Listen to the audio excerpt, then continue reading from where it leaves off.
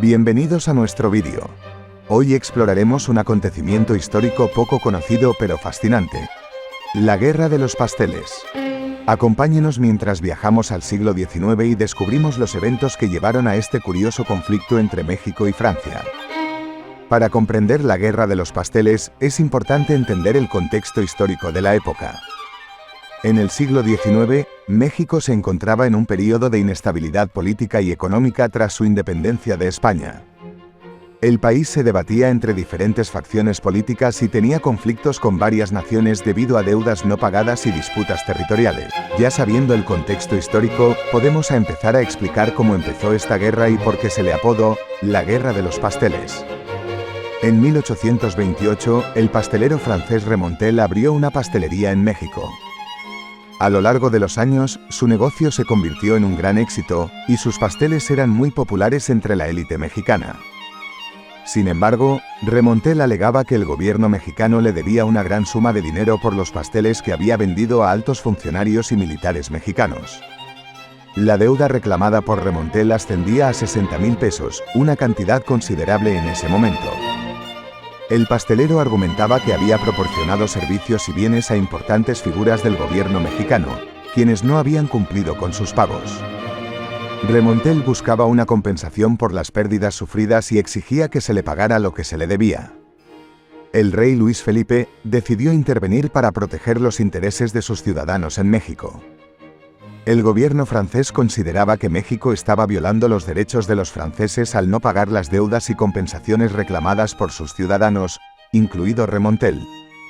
El rey Luis Felipe envió una comisión diplomática encabezada por el barón de Faudis para resolver la disputa de los pasteles y otras reclamaciones financieras.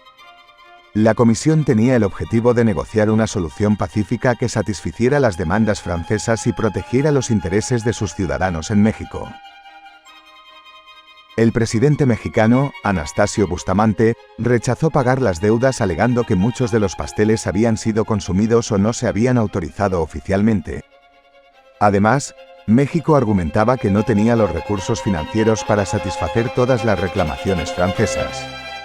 El gobierno mexicano consideraba que los reclamos eran excesivos y desproporcionados.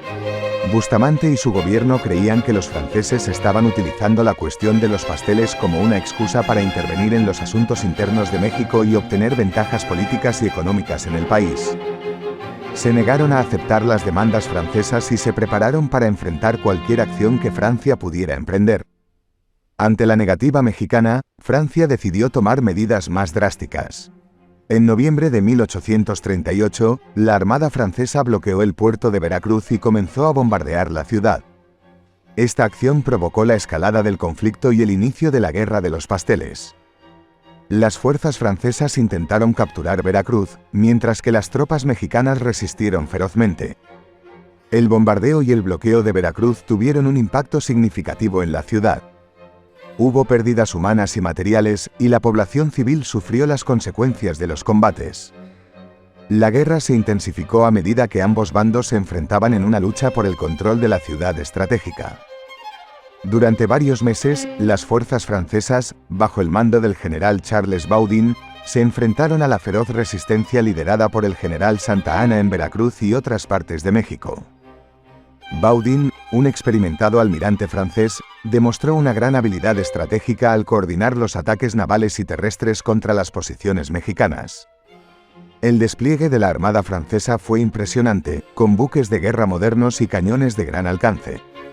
Utilizando su superioridad naval, Baudin bloqueó el puerto de Veracruz e impuso un férreo asedio sobre la ciudad, cortando así los suministros y restringiendo la movilidad de las fuerzas mexicanas. La intervención francesa no se limitó solo a Veracruz.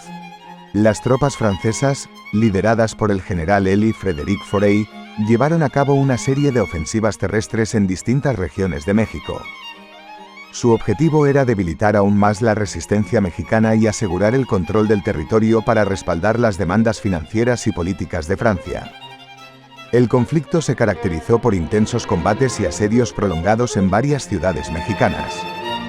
Las tácticas militares francesas, combinadas con su superioridad tecnológica y recursos, les dieron una ventaja significativa sobre las fuerzas mexicanas. Sin embargo, La determinación y valentía del ejército mexicano, liderado por Santa Anna, resultaron en una resistencia tenaz y una defensa heroica en cada batalla. A medida que el conflicto se prolongaba, la opinión pública francesa comenzó a cuestionar la justificación de la intervención en México. Después de casi un año de enfrentamientos, finalmente se firmó el Tratado de Paz en marzo de 1839. Según los términos del tratado, México aceptó pagar una compensación de 600,000 pesos a Francia. Además, se acordó que un comité mixto revisaría las reclamaciones de ciudadanos franceses en México y buscaría una solución justa y equitativa. El Tratado de Paz puso fin formalmente a la Guerra de los Pasteles. Aunque México tuvo que ceder a las demandas francesas, logró evitar una invasión total del territorio y preservar su soberanía. El conflicto dejó un legado duradero en las relaciones entre México y Francia, que se mantuvieron tensas durante varias décadas. Y así, concluimos nuestro recorrido por la Guerra de los Pasteles. Un conflicto peculiar y también podría decirse infantil, que surgió a partir de una controversia sobre pasteles y que terminó teniendo implicaciones más amplias en la historia de México. Esperamos que hayan disfrutado de este vídeo y que hayan aprendido algo nuevo sobre este fascinante episodio histórico. Hasta la próxima.